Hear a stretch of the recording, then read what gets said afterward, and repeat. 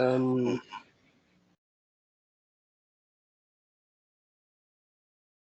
think we're online. Hello, everybody. Welcome to this excellent webinar, because it's excellent if we do it, of course. So welcome to this webinar from the Tele-Cardiology Working Group of the International Society for Telemedicine and eHealth. My name is Alexandru Mischie. I'm a cardiologist and I'm the chair of the working group on telecardiology. So I have the pleasure today to have this joint webinar with special guests from the European Commission. It's Madam Ioana GLIGOR and Mr. Dalibor VOJTA. Thank you very much to both of them for accepting to participate to this webinar and to give us the latest news regarding digital health in the European Union. We also have online Dr. Adolfo Sparenberg, which is the co-chair of the working group on telecardiology. So I would like to say hello to him also. He will present right after my speech a quick presentation of the telecardiology working group and of our society. So as I was saying, we have a special guest today, which are Mr. VOJTA and Madam GLIGOR from the European Commission.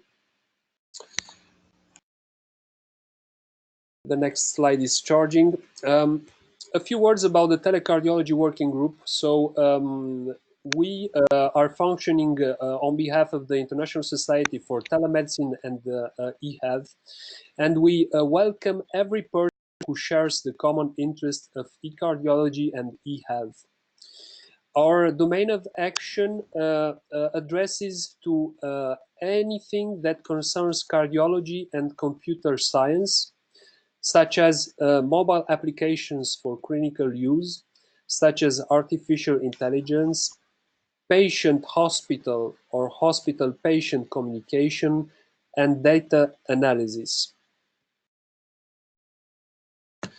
This is the webinar structure of today. So I just finished my short introduction. Next, I will give the word to Dr. Sparenberg for a short presentation of our society. Then Madam GLIGOR and Mr. VOJTA will present the status of digital health in the European Union, or some details about digital health in the European Union.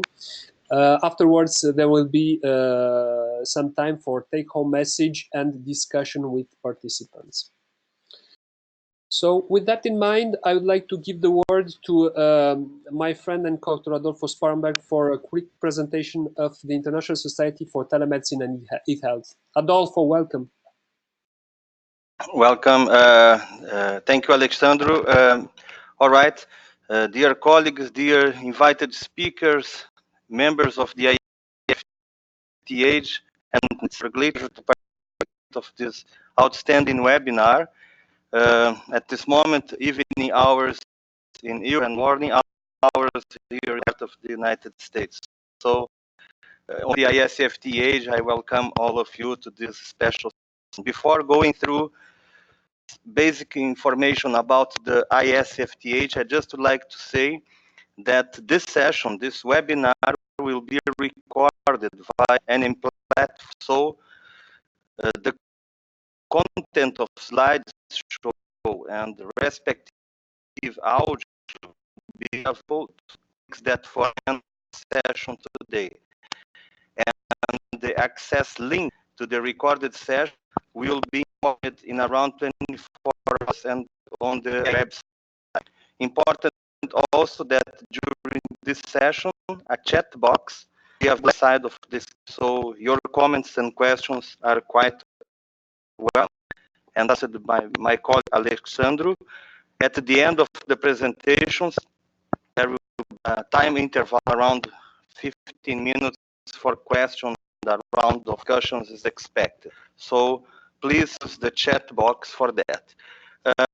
It's now my mission and honor to present some slides about the International Society for Telemedicine and eHealth.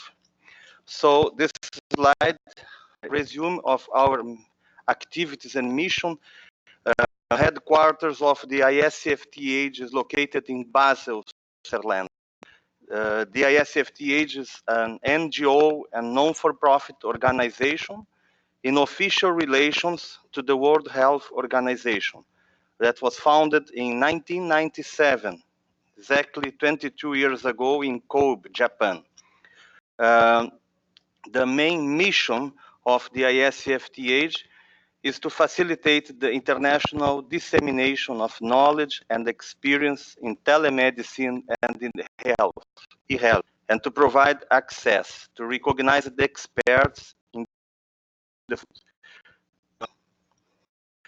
Currently, the International Society for Telemedicine has affiliated members in all continents from over 100 countries, at this moment 103 countries, distributed in different membership categories, as you can see. The society counts on the support of several working groups, like those presented here in this slide. The working groups are in very important segment of the ISfTeH, composed by colleagues that are responsible for organizing practical activities throughout the year. Webinars represent an important initiatives. The ISfTeH also organizes and supports a series of international conferences every year that usually rotate around the world. In this year, in March, the conference was held in Lisbon, Portugal, organized in conjunction with the Portugal eHealth Summit, and counting of over 20,000 attendees. So based on the very successful results of this conference in this year, the ISfTeH will launch a new initiative in 2020. That is the Digital Health Global Commons, a meeting that comes as an outstanding opportunity for education, networking, and business in the field of digital health. That will be part of Portugal eHealth Summit in Lisbon. You should consider including this in your agenda, a conference to be held between the 19th and the 20th of March. Also, as part of the activities and international conference in 2020, the annual ISfTeH International Conference in its 2015 will take place in Takasaki, Japan, in early. Since now all invited to attend this outstanding conference in the second semester of the next year, that will be mainly organized by Japanese Telemedicine and Telecare Association. Also, organize an annual program of webinars, a very successful initiative that started several years ago, as we can see demonstrated here in this slide. These sessions have the same standard of today's webinar, covering several topics of telemedicine, e-health, and digital health. Other important activities organized by the ISfTeH and provided for the affiliated members include the newsletter through its quarterly edition, and all the journal of the ISfTeH. This is the journal, coordinated by an editorial board composed by Professor Maurice Mars, Richard Scott, and Professor Malina Jordanova. So affiliated members are participate through both initiatives. Those interested in joining the ISfTeH can affiliate through different member categories. You are all welcome. Students and nurses are free of charge membership categories. So please consider affiliating to our society. requesting affiliation is a quite simple process. Just visit the ISfTeH website and go directly to the How Join area. And finally, the last slide, but not the least, this is the address, the electronic address of the ISfTeH website. The ISfTeH looks forward to welcoming all of you as new affiliated members. Thank you very much for your attention. Enjoy this outstanding webinar. Professor Alexandru, please. Thank you very much, Adolfo. Thank you for your dedication to the society. So further on, we have online Madam Ioana GLIGOR, which is the head of unit of European Reference Network and Digital Health from the European Commission. So I'd like to welcome her. I'd like to thank her for participating to this webinar. She's on the phone right now because the connection is not very good. So I think I hope we will manage to hear her well during the webinar. So Madam GLIGOR, welcome. You have the word, and I uploaded your slides. Hello. Good evening. Thank you very much for your invitation. I hope that you hear me reasonably well. I will speak tonight about the digital transformation of health and care, and especially the measures that the European Commission, together with the member states, are taking at the European level.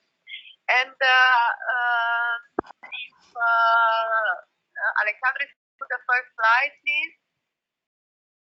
Of course. I will speak about the digital transformation of health and care in the context of the communication of the April 2018 communication, which has basically three main pillars. The first one is to give access, give citizens better access to their health data everywhere in the EU. The second pillar is to connect and share health data for research, faster diagnosis, and better health outcomes. And the third pillar is to use digital services for citizens' empowerment and person-centered care. I will speak about each of the pillars in turn. So on the first pillar, what are we doing? We are trying to exchange. Do you see the slide? Hello? Yes, we can see the slides. I'm on the third slide. Okay, the one because I don't see anything. It's black on my phone. So oh, I'm sorry. Okay, I hope you can see them. Okay, so there is a slide where it speaks about eHealth DSI. What does it mean, eHealth DSI, apart from our beautiful acronyms and our language in Brussels? It's eHealth Digital Service Infrastructure. It means exchange of patient summaries and e-prescriptions. It means basically that when a citizen travels from, I don't know, let's say France to, I don't know, Germany, and has to go in emergency in Germany, the doctor in the hospital can see his patient summary. The patient summary is the basic information about the person. We already have exchanges. You probably see a map. I hope you can see a map, and you can also see a circle with some other circles around. Those circles represent the fact that we are working through some nodes. So we have the so-called national contact points for eHealth, which are some centers which are capable of getting to the level of the hospitals and to the pharmacies and get the patient summaries and the e-prescriptions. I was saying previously that we have also a map. On that map, you can see already 5 countries which are exchanging a patient summary and e-prescriptions. On e-prescriptions, Finland and Estonia are the champions. So Finnish citizens, they are going to Estonia and they get their e-prescriptions dispensed in Estonia. We already have over 5,000 e-prescriptions already dispensed since several months now, at the beginning of the year, basically. It may not seem very much at the level of at the national level, but we have to bear in mind that this is completely new service. This is it has to be communicated to the Finnish citizens that they can go to Estonia, they can get their prescription in the pharmacy, in which pharmacies. They need to give a consent before they leave the country when they go to Estonia. So it's quite a complicated process for us. The fact that this is taking up, it's a good sign. On top, we have also Czech Republic, Luxembourg, and Croatia, which also started to exchange patient summaries and prescriptions, and Malta and Portugal, which are due to join these exchanges soon. By 2022, we are aiming at having 22 countries which are exchanging patient summary and prescriptions, and we have now, by end of November, a new call to give money to the member states to set up these services, and we hope to have basically most of the countries participating in the service. In the next slide, it's related to the recommendation on electronic record exchange format. What does it mean? It's the process of exchanging wider electronic health records beyond e-prescriptions and patient summaries. And on that slide, we will see that we have defined the principles governing the access and exchange of electronic health records, the technical specifications, and also a joint coordination process which aims at taking forward the format. So what we are aiming at now, beyond the e-prescription and patient summaries, to add laboratory results, medical images and reports, and hospital discharge letters. I don't know if this is visible on the slide, Alexandru? Yes, it's perfectly visible, Ioana. Okay, very much.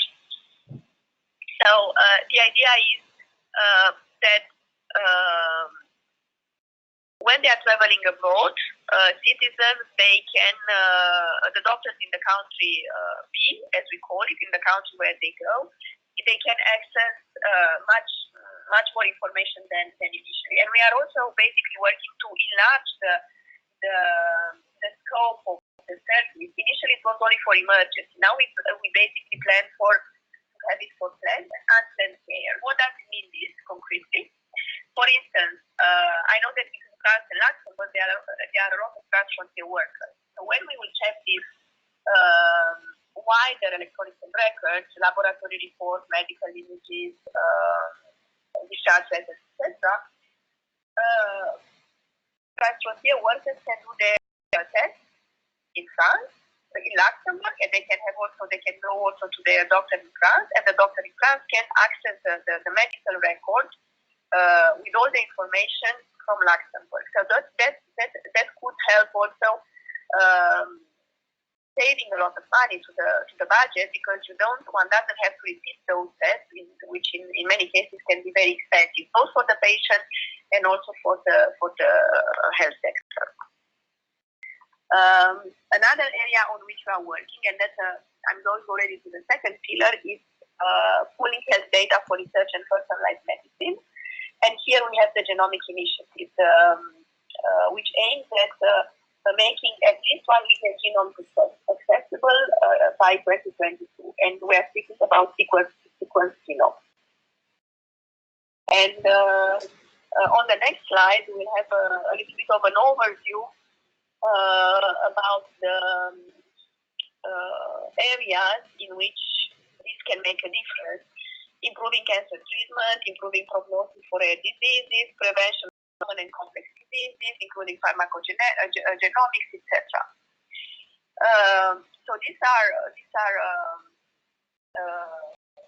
all areas in which the availability of genomic information can make a big difference. And as you will see on the next slide, we are trying to explain a little bit why it is important and how does it work. The idea is not to share necessarily the data, to exchange the data, but to allow access to the data where it is, and in a secure and authorized way. And to to take into account what the initiatives which already exist. And we have quite a lot of initiatives in the research area, for instance, Elixir and other research infrastructures. On the next slide, you have an overview of the countries which are participating. I hope we will have soon also Germany. They are planning, I think, to sign in the near future. So we have 20 countries which have joined this initiative. On the next slide, you will have an overview about the working groups which have been set up in order to bring this initiative into life. And they are basically stemming from the governance issues to ethical, data protection, working with the industry, economic part of data sharing, security, standardization, standards for clinical and phenotypic data, so the sequencing standards. But there are also 3 working groups which are concentrated on use cases, as we call them. And these use cases are rare diseases, cancer, and prevention. And on the next slide, you also have the other initiatives that I mentioned already that is building upon. So we are not building something from the scratch, but it builds upon what already exists. Now, still in this area, one initiative that my unit is also coordinating and on which also Dalibor has worked very intensely together with the eHealth digital service infrastructure on data protection side.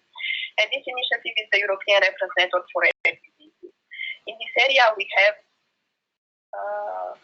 24 networks which allow over, I think now we have basically all the member states plus Norway. We have 300 hospitals which are members of the networks, 900 sections, but we are also in the process of designating, member states are in the process of designating affiliated partners. What are the affiliated partners?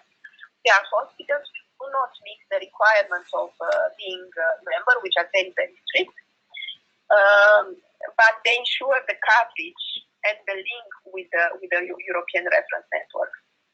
And on the next slide, you will see what the networks are doing. The main tool is a virtual consultation module, an IT system which allows for virtual consultation panels in which doctors can discuss, can give advice on the diagnosis and treatment of rare disease patients.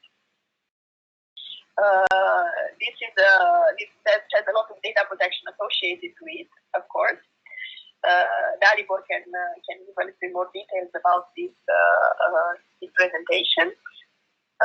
But it's a very useful tool for allowing the ERS to discuss the most difficult cases in which they are not finding, they have difficulty finding a solution, finding a diagnosis and the right treatment.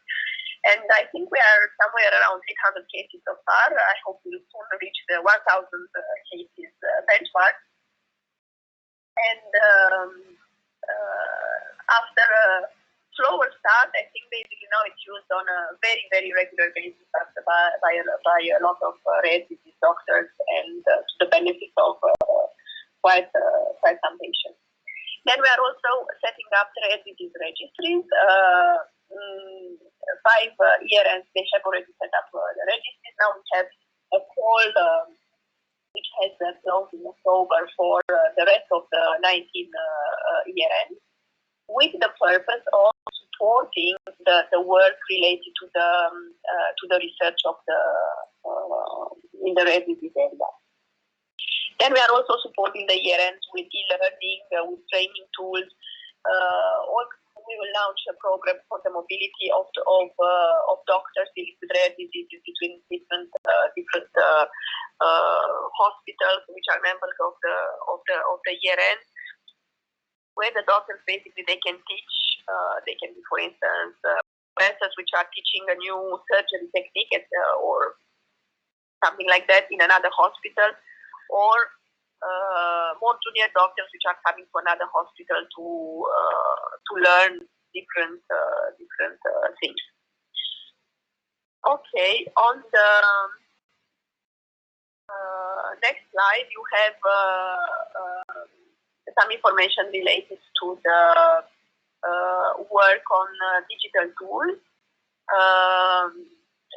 We have, of course, a lot. There is the work of the medical devices. There is a specific regulation and legislation in this area, and which will soon change quite significantly the rules related to the medical devices, including the medical devices related powered by software or by artificial intelligence.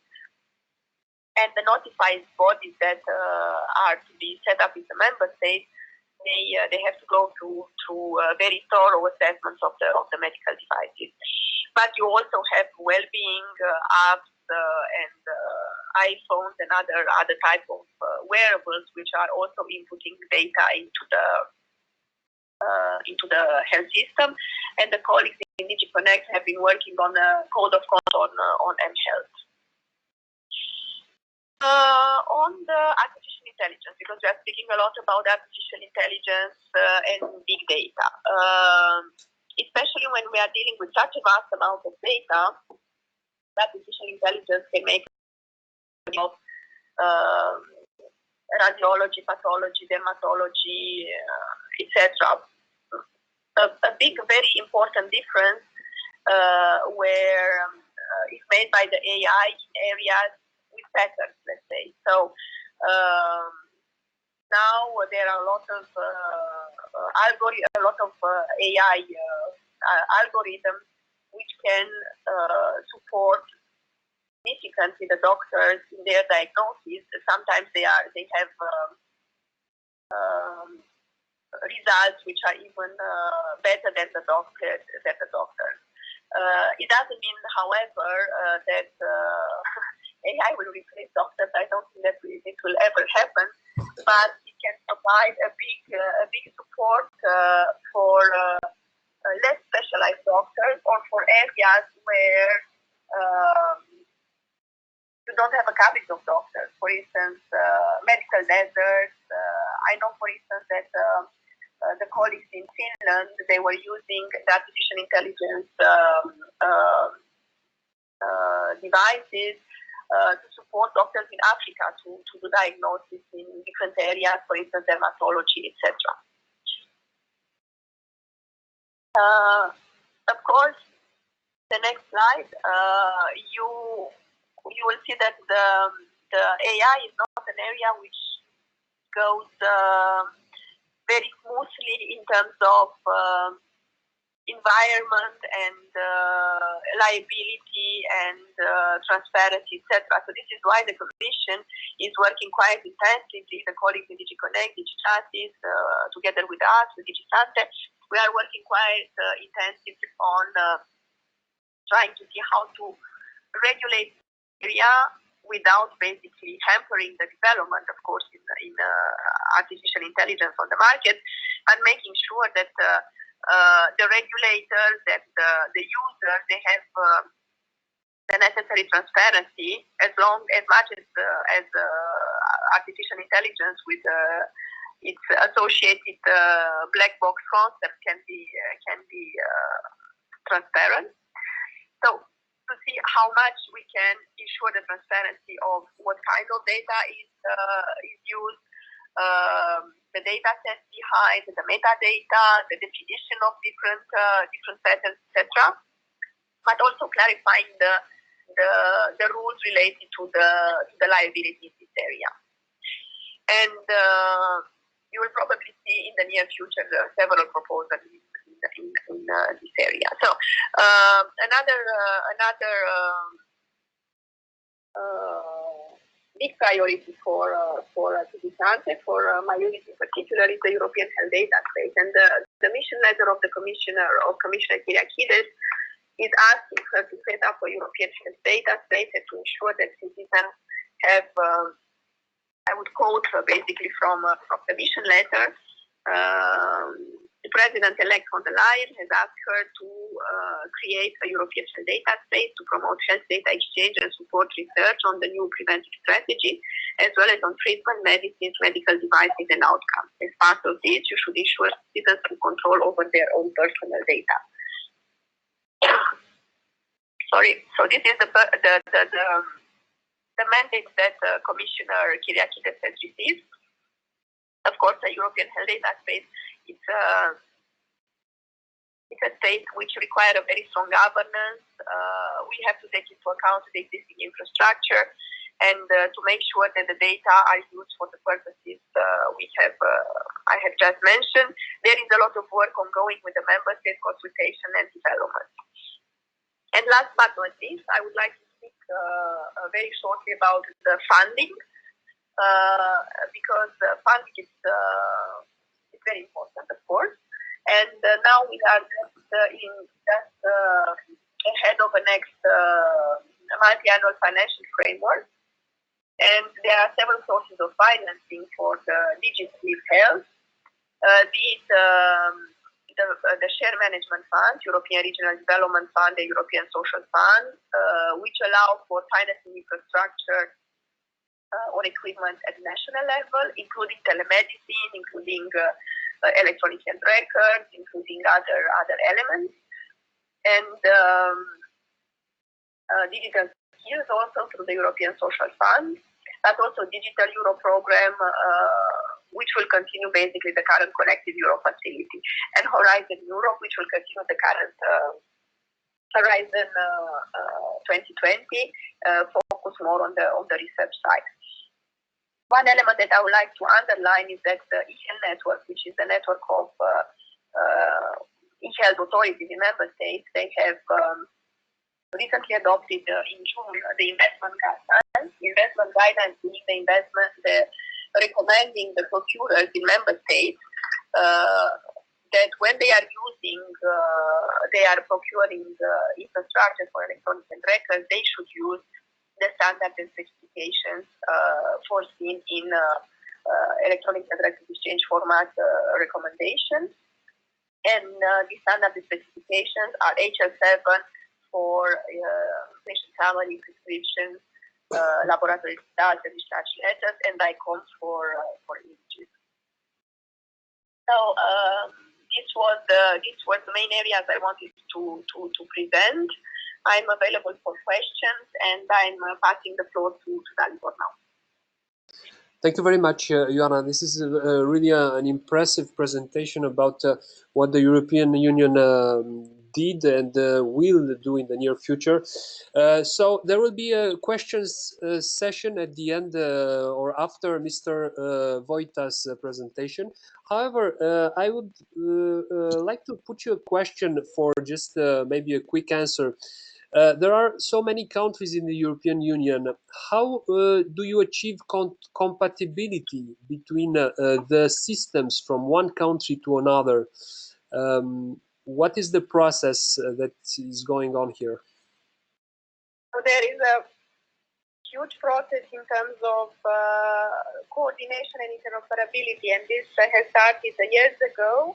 The eHealth digital service infrastructure, I think it was a big catalyst in this respect, because basically the member states, they had to build these national contact points which are capable of going at the local level, at the hospital level, and getting the information in hospitals and pharmacies and passing it to the other member states. So this has required a huge work of structuring and coding information, because one thing I forgot to mention is that the information is translated in the language of the country B. So it requires basically using the same standards, structuring the information, coding the information, and using basically the same terminology. This is why basically using HL7.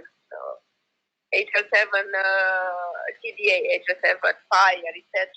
Using ICD, using terminology which is interoperable, it's so important. And there is a whole a whole working group in the eHealth network with representatives from the member states, which are working exactly on this. And now recently a new subgroup on semantics has been set up at the level of the eHealth network, and there is a huge work on interoperability, especially on the electronic health records. I understand. Thank you very, very much, Madam GLIGOR. And I really hope we will have you once again as guest, maybe to talk about Horizon, the Horizon funding. So I will pass the word to Mr. VOJTA Dalibor. Thank you very much for attending and for accepting to participate to this webinar, Mr. VOJTA. So you have the word, please, on your presentation concerning general data protection. Thank you very much. Okay, good evening to everybody. My name is Dalibor VOJTA. I work in European Commission as data protection coordinator in DG Ioana, so I'm familiar with the implications of protection of personal data in the health sector. Next slide, please. Next slide. Okay, yeah, no, the one before. Okay, so as probably most of you know, in 2018, the regulation, so-called General Data Protection Regulation, started to apply. It replaced the directive from the year 95 that also dealt with protection of personal data.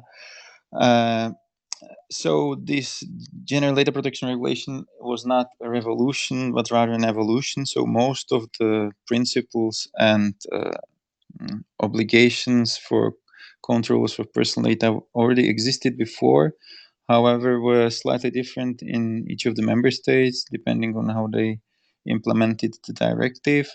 So it was decided to a little bit adapt the data protection word to the new word, more digital word, and to have it really at the same level. So regulation was adopted. Next slide, please.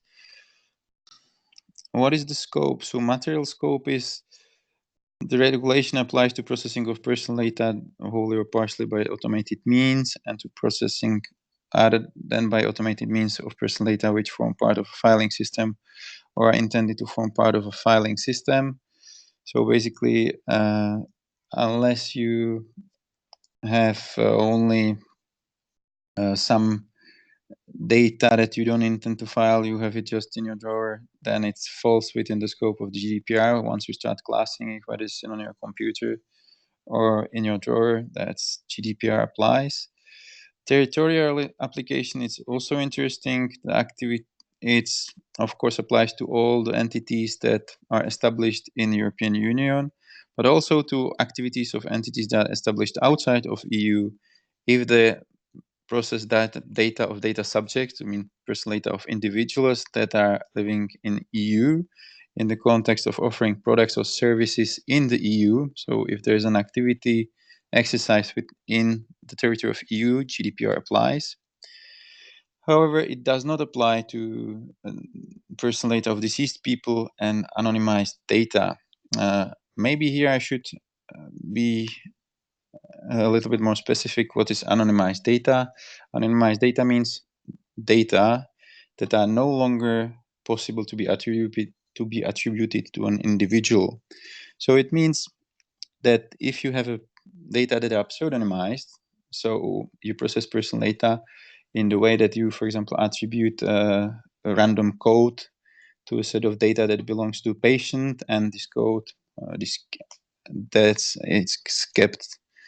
it's anonymous, and I mean that the code is not, and the key to the code is kept separately as it should be. It's still personal data, even though there is, for example, the recipients of these data don't have the key and are unable to decipher who these data belong to. It's still personal data. Anonymized data are only data that cannot, but there is no key. They cannot be attributed to an individual anymore in any way. So what is the personal data? Personal data is information related to an identified or identifiable natural person. So not only that you know who that person, if you know who that person is, but if you are able to find out based on maybe combination of the data, who that person is, then it's identifiable natural person, and the information should be considered personal data. Any information relating to such a person, that means this is a very broad definition, and anything can be it from obvious data like a name, ID number, but also less obvious location data, factors specific to physical, physiological, genetic, mental, economic, cultural, social identity. Anything can be personal data if you can link it to an individual. Next slide, please. What is processing? We'll be talking about processing of personal data. Processing is any operation or set of operation which is performed on personal data. Processing in the data protection world is a slightly broader concept than when you would normally speak about processing, because that would mean there's an action. But in data protection world, processing means also, for example, storing. So if you have data on a hard drive in the computer, or in a file in a cupboard, even though you don't do anything with it, it's just you just possess these data, you store them, it means you are processing personal data, and you have to comply with the obligation arising from GDPR. Next slide, please. So what are the data protection principles? And these are defined quite strictly in the GDPR. You should process personal data lawfully, so you have to have a reason, and I'll be more specific about it a little bit later. You should process them fairly and transparently. It means that your data subject should know what it can expect you're going to do with this personal data, and you should tell him in advance. It means you should inform him. Then is purpose limitation. You should inform him for what purpose you will use the data, for what purpose do you collect them, and you should stick to the purpose. You should not deviate from it. And if you want to deviate, then you should ask again or inform again your patient or any other data subject. Another principle is data minimization. It means that you should process only data that you need for your purpose. You should not ask for extra data that are not necessary for your purpose. You should keep your data always accurate and update them if necessary. You should limit the storage, so you should know from the beginning for how long or you will keep the data, and tell to the data subject. If you don't know that from the beginning for how long, you should at least put a regular review of the necessity to still keeping the data, and if you don't need them anymore, then delete them. So it also means that you are not allowed to keep data for, we would say, just in case. This is not allowed. However, it doesn't mean that you cannot keep data for research purposes, because research it's a valid purpose for which you can keep the data. But again, then it's a different purpose. Maybe you had the data of a patient for diagnosis and treatment. You would like to use them also for research, so you have to inform the patient and eventually get the consent of the patient. Another principle, integrity and confidentiality. That means you have to keep the data safe. That's easily. And accountability. That means that the one who processes personal data is responsible for the processing. Next slide, please. So, as a first principle, I spoke about lawfulness. So when is processing lawful? First, you would usually think is when your data subject, so the individual, maybe patient, gave you its consent, said, okay, you can process my personal data, and you record it. And I will talk a little bit more later on about the consent, but it's not the only possibility. You can have processing that's based on the necessity to fulfill a contract. You might have a legal obligation for which you need to process personal data, then you can do it as well, and you don't need the consent of the data subject. You need to process personal data because you protect the vital interests of the data subject, which is very valid reason in the health sector very often. If you have a task that's carried out in a public interest, or if you have a legitimate interest pursued by you or by a third party, but there you have to weigh the interest of you and the data subject. Next slide, please. The GDPR also specifies a special categories of personal data,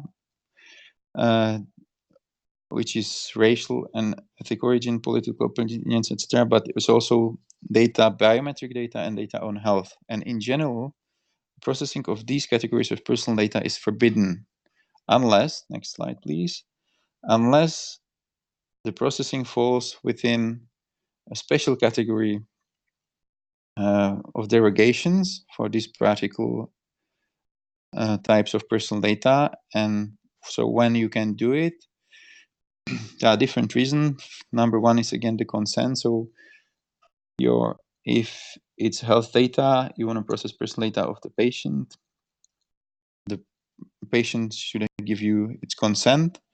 There are other reasons as well, but next slide please. In the health area, what are usually the most used health sector, the most used derogation is that the processing is necessary for the purpose of preventive of occupational medicine, for medicinal diagnosis, provision of health or social care or treatment, or management of health or social care system and services, or it's necessary for the reasons of public interest in the area of public health, so such as protecting against serious cross-border threats, etc. So these are usually the derogation that will be used in the health sector for processing of health data. Next slide, please. As you saw, I mentioned twice the consent, so the agreement of the patient or of the data subject that it gave. This is a very delicate concept. The regulation is very specific on how the consent must look like. It must be freely given, which implies a real choice of and control of the data subject.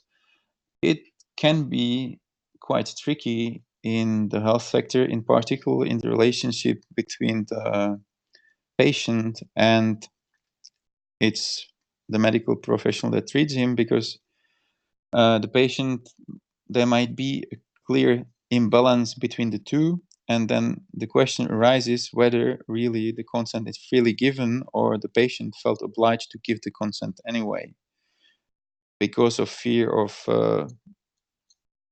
different treatment if the consent is not given. Then the consent must be specific, so there must be clear the purpose for which the consent is obtained, so it must be clearly said what you're going to do with the personal data you need and you want. If there are several, there can be several, of course, purposes you might have. You might have a purpose for diagnosis and treatment. You need it for, you might want to have it for research, and so these are two different purposes. Of course, you can ask the patient at the same time for both. However, there should be a choice in relation to both of them. It should not be a bulk request. It should be, okay, do you agree with this purpose, this purpose, this purpose? And the patient should be able to agree only with some of them or only one of them. The consent must be also informed. So it means that you need to really be very specific and explain to the patient what kind of personal data, why and how you're going to treat them, why you need them. The data subject must unambiguously indicate that it agrees. The regulation is not specific in the fact, it's not specific saying that it must be in writing. No, it just must be clear that the consent was given by an affirmative action of the data subject and the data controller, so the person handling the personal data, must be able to prove it. So of course, the easiest way is to sign a paper form, or in IT word, to tick a box. That's affirmative action. However, with these boxes, be careful. The box must not be pre-ticked. It must be really affirmative action of the data subject ticking and saying, yes, I agree. But I have seen also other ways. I have seen a consent that was done, for example, in a video message, recorded video message that was sent, where the data subject said that it agrees with processing its personal data. So there are other means, but as I said, the most used will be probably a signature or a ticked box. So next slide, please. So I mentioned several times the role of the controller and of the processor. So who is the controller? It's a natural or legal person, public authority, agency, or other body which, alone or jointly with others, determines the purposes and means of the processing of personal data. You see the definition is rather complex, and it's not always very easy to determine actually who the controller is. The main what's very important here is the means and purposes. So determines why we're going to process personal data and how are we going to do that. And you can also see alone or jointly with others. So it means that it could be one controller for one processing operation, but there could be also several several controllers, which brings us to the question: what are the responsibilities of these controllers? Controllers should actually define their own responsibilities between themselves in a way of a written arrangement, and this arrangement must be available to the data subjects, but I will talk about it a little bit later. Then there's a processor. That's a natural or legal person that processes personal data on behalf of the controller. So if the controller, let's say a hospital, contracts another entity, another legal entity, for part of the processing, for example, hires a storage, hires a space on the cloud, or hires an IT company to do some databases for it, that's a processor. And then again, the processor must be already selected regarding also with regard to the data protection. So the processor must provide sufficient guarantees to implement appropriate technical and organizational manner in the manner that the processing will meet the requirements of GDPR, and must ensure the protection of rights of the data subject. The processing by the processor must be governed by a contract, of course, or other legal act. That could happen, that there is a legal act under union or member state law that is binding on the processor, and that says basically everything that's in the that should be normally in the contract might be in a law. Lately, DG Sante worked on such an legal act relating to eHealth, where the Commission acts as a processor, and we drafted a legal act where all these obligations are embodied in implementing a decision that has been already published and exists. So next slide, please. And here I will again speak a bit more about these joint controllers. So there are two or more entities that jointly determine the purposes and means of the processing. I think this is an area there where it can happen very often, because in particular in the area of research, there might be several institutions that cooperate together, several research institutes or hospitals even, and they together build something, and they have to take care also of the data protection aspects. As I said, they shall in transparent manner determine their respective responsibilities for compliance with the obligations under GDPR. It does not necessarily mean they have the same obligations half and half. It might be very easily, and most of the time it will be that maybe somebody is in a lead and has more influence than the other, or they have influence over different parts of the processing, and this all needs to be specified in an arrangement. Again, the GDPR is pretty open in that arrangement, so not necessarily a contract, it might be a memorandum of understanding or other, but it should be sufficiently clear, not only to the joint controllers, but also to the data subject, because the essence of the arrangement must be made available to the data subjects, so they know how the data is handled between the two. However, even though if it's clear to them, they might exercise their rights under the GDPR, the data subjects, in respect to against each of the controllers. It's particularly important in the cross-border provision of healthcare, for example, if you have several controllers or one controller in each of the member states. And so it's very probable that the data subject will always, if there's a problem, the data subject will always claim damage, compensation, etc. in its home country against the control that is in its home country. So it's always good if, I mean, it must be clear in the arrangement, and for the sake of the joint controllers, whose responsibility at the end was this damage that happened to the data subject.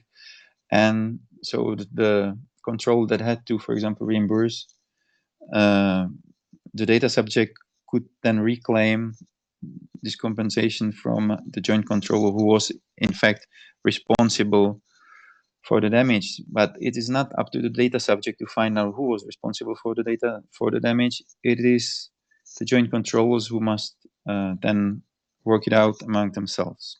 The next slide, please. And another thing that I would like to mention in this very brief time I had is data protection impact assessment. This is something completely new brought by the GDPR. It did not exist before.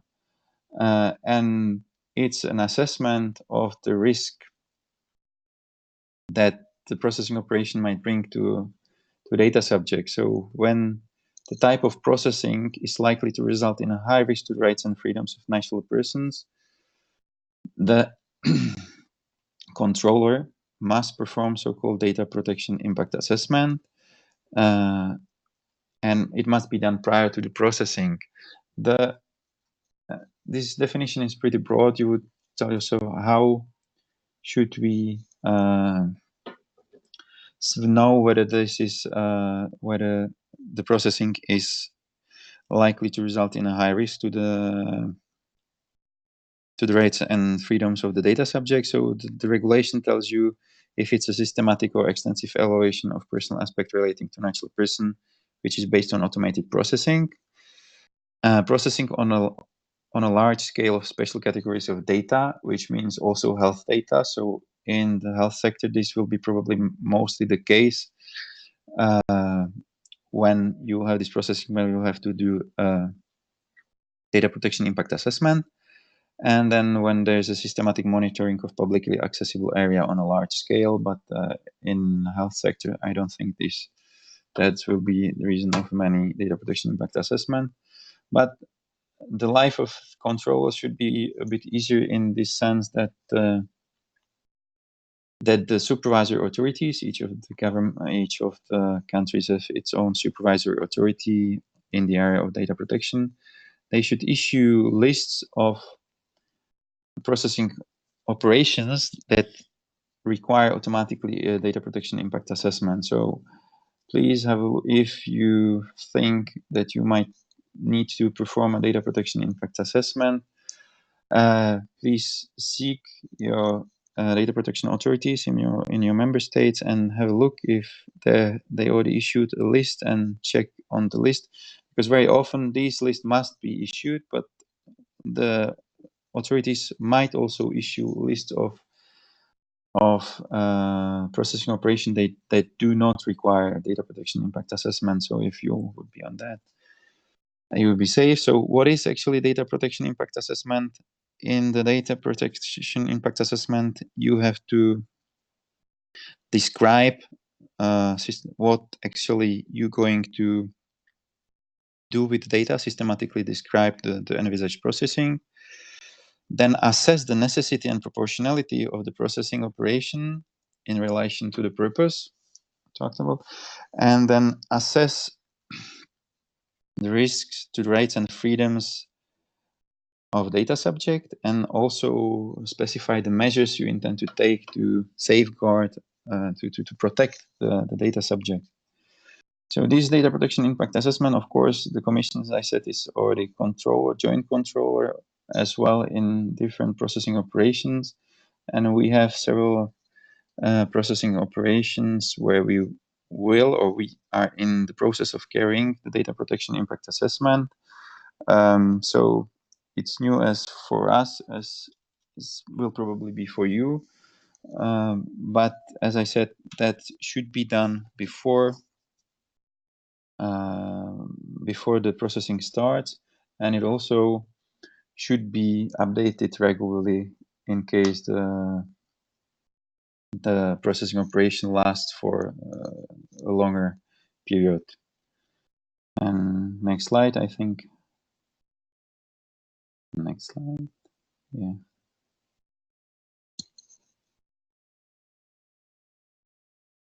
And yeah, that would be all for me. In this, of course, we could talk about data protection for much longer, for a day or a week, especially in the health sector. But in this short time, I would like to just give you some information. So thank you for your attention. Thank you very much, Mr. VOJTA. It was really, really impressive. So yeah, it's a new domain, and I'm sure you have of course a lot of satisfaction, but also I think a lot of issues. What would be the issues you encountered in the general data protection in health? So in what we encountered so far, that were some of the things I already mentioned. We have the Commission is running several systems, and in some we act as with joint controllers. Ioana mentioned this CPMS, and there the Commission is a joint controller with hundreds of healthcare providers. So as I said, you need to have an arrangement with all your joint controllers, or it needs to be specified in a legal act. And we knew that, for example, that with this huge amount of healthcare provider which will be joining more and more, we knew that it would be rather quite impossible to have this specified in an arrangement. So we tried to go for a legal act, which finally we succeeded after a long discussion with both stakeholders, member states, and of course within the Commission. We also had, but hopefully we succeeded. We will see, the implementing decision has been already adopted and it works. The other issue we encountered, that we see that even with this regulation we have now, the perception of protection of personal data varies from member states to member states, and there are some member states that are rather stricter, and some member states not so much. And then with the provision of cross-border healthcare, we need to somehow try to find a common ground, and further, so bring member states together and then see, so they see the data protection in health sector with the same eyes, for the benefit of the patient, because it really pretty much linked to your question to Ioana, the task that you really need to put together all the stakeholders, all the different actors on the same page, and that's not always easy. And also bring together the lawyers medical professionals, etc. It's not that's sometimes rather complicated to try to speak in the same language. Yeah, I fully agree. So just one more quick question from my part for Mr. VOJTA. Let's say so I'm a doctor, I'm a cardiologist. Let's say I'm a mean doctor and I want to access the data of President Macron. Would I be able to do that? Or if not, if I will not be able to do that, what are the mechanisms you put in place for But you should not be able to do that, because it's something, well, as I said, I mentioned only briefly some concept I thought that might be useful, but what you are talking about is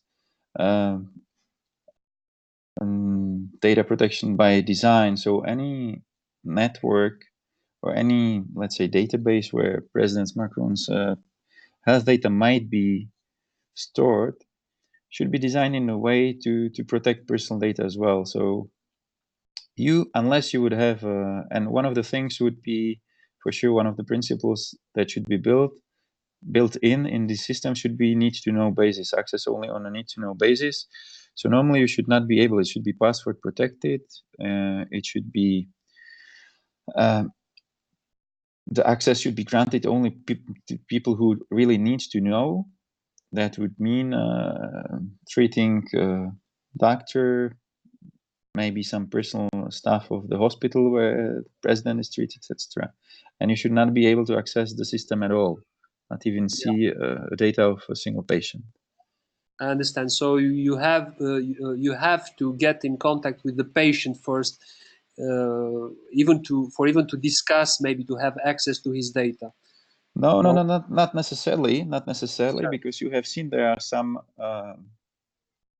You have seen these. I spoke about the purpose of processing of personal data, and one of these is protecting vital interest of the data subject. So if you are, for example, working at an emergency room and the president is brought in, you have a valid reason to process its personal data, and you would be probably requesting the data from its doctor. The president would be unconscious. Nobody from the family would be reachable, but you will still be able to get the data, and let's say the hospital where he would be treated usually would be allowed to provide you with the data, because in case you would need it for the treatment. I fully understand. Thank you very, very much. So I would like to pass the word to my co-host, Dr. Sparenberg. I don't know if he has any questions. If not, Hello, Alexandru. Yes, this is not my specific question, but I see that there are some comments, and one question from Dr. Luis Ari Messina from Brazil, and he wrote some words here, and he say, I think he is directing his question to both presenters. What words would you give to help us convincing our authorities of the importance of telemedicine and digital health? And he says, including some deputies who manifest that telemedicine will take the jobs from the physicians and big insurance enterprises will control the health market. What are your thoughts, is his question. Yeah, this is a very interesting question. So, Madam GLIGOR, did you hear the question? I understood it correctly. The question was how to convince the authorities to promote the telemedicine and that the telemedicine will not steal the jobs of the doctors. Yeah. Yes. I think what I can say and what I can see basically it's a huge change of mentalities on the digital health. I mean, I also see, for instance, this in the dynamics in the eHealth network, and I see a big willingness of the member states to go forward. And let's not forget that recently France has adopted a law which also includes elements on telemedicine. So does Germany, who also wants to strengthen, for instance, the interoperability between the telemedicine or telehealth devices or medical devices and electronic health records, etc. And I think I think they are convinced already. The problem is a little bit more complicated in terms of interoperability, and I think there is a big issue about the interoperability between the telehealth or telemedicine devices and electronic health records. And I think there is a big issue related to the cross-border aspect of the telemedicine. And here, because some countries, for instance, they have legislation, some countries they don't.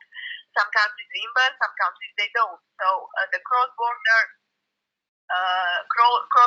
provision of the telemedicine, it's quite complicated. In terms of stealing the jobs from doctors, I think basically the situation is how to make sure that all the patients, even from the most remote areas, would have access to doctors. And the countries best.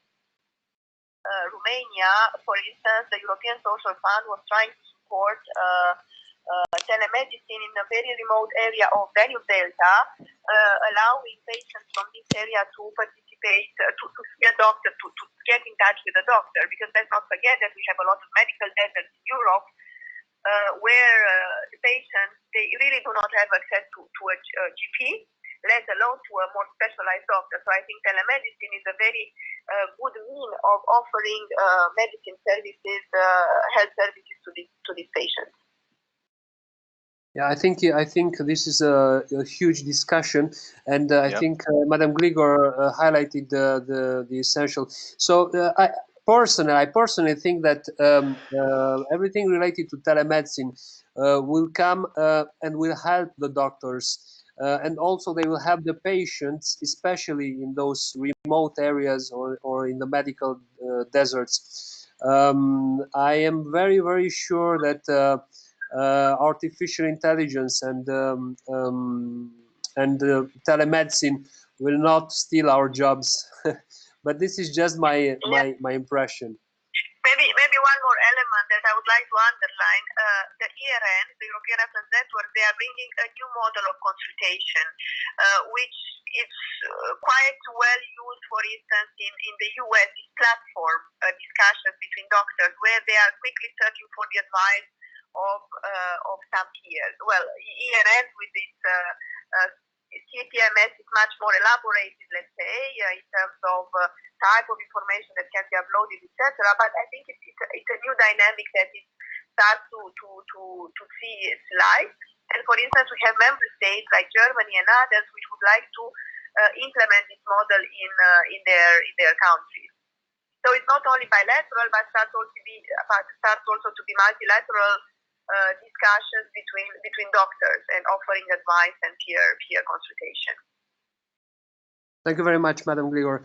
So I would have an additional question for Mr. VOJTA.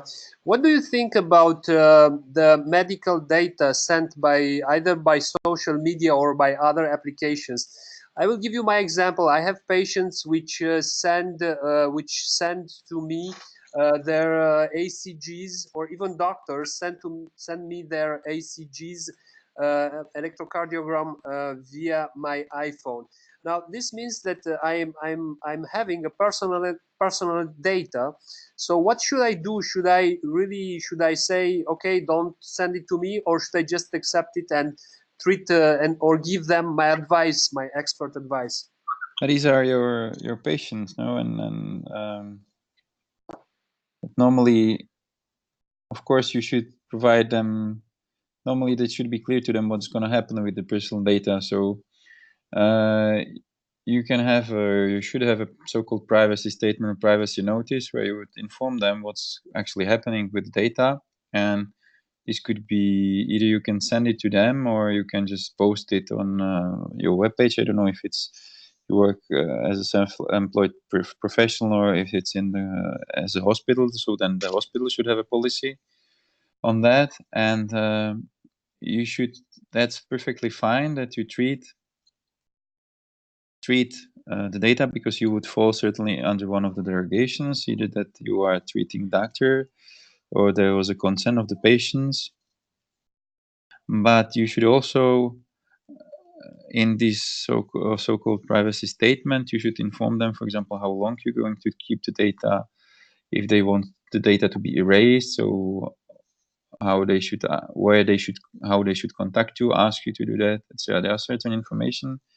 There's a specific article on that in GDPR, and that's the information you should provide. But that's you don't. From the case you describe, it seems to me that you would have a purpose to process these personal data. That's just about the information to give it to the patients. Yeah, so it's pretty complex. It's a pretty complex Yeah. issue, and especially as practitioners, as doctors, the doctors have to pay a lot of attention with everything they handle, from photos in dermatology to ACGs in cardiology. Yes. But actually this is not something new brought by the GDPR.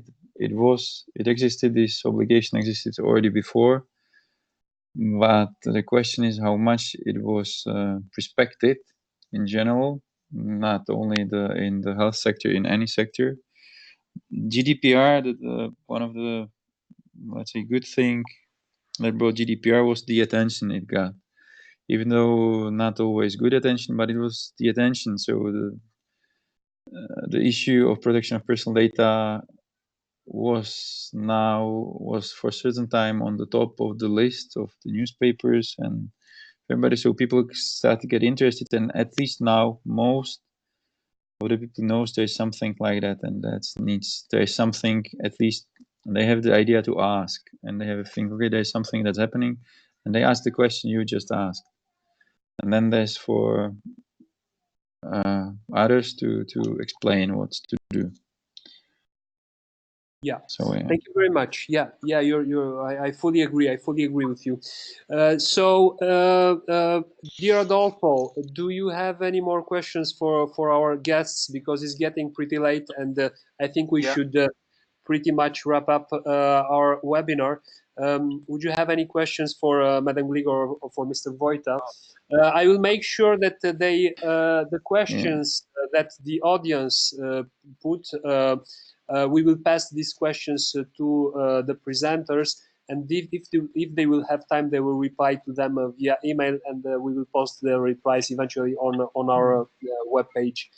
So, dear Adolfo, please go ahead if you have any more questions. Thank you very much, Alexandru. I just would like to thank the speakers for the excellent, outstanding presentations, because I see that we have some questions from the audience as part of the chat box, but I don't know if you have time for I that. could just, there's one question. If you can redirect those comments and questions to our distinguished speakers later, that could be possible. I see also that some colleagues are asking about the possibility of watching and attending this recorded session again. So the link to this recorded session, so the entire session, including the discussion, the slides, and the presentations, will be available through the link that will be posted on the ISfTeH website, probably in no more than 24 hours. So that's my message. And on behalf of the ISfTeH again, I thank all of you for this outstanding session. Thank you very much. Thank you very much, Adolfo. So once again, special thanks to Mr. Dalibor VOJTA and to Madam Ioana GLIGOR. Thank you for your time. I know you are very, very busy. We really appreciate this, and the aim is to raise awareness that digital health is the future of medicine and is a complementary tool to what we are currently doing in hospitals. But I think we should pay special attention to this domain, and this could be really, really helpful also for the doctors and for the patients. So thank you very, very much, Ioana and Dalibor. It was a pleasure. Slide. Yeah. Thank you very much. So the last slide, you have our contact details, the Tele-Cardiology Working Group contact details. You can also tweet about this on social media. You have the European Union tag. Once again, thank you very much, and hope to see you soon. Thank you. Thank you. Thank you. Bye. Thank you. Thank you, Alexandru, for this nice coordination, and also thanks to the audience. A large number of people attending the session, so that was really very important. And goodbye from my side. Thank you very much. Have a nice evening, everybody. Bye.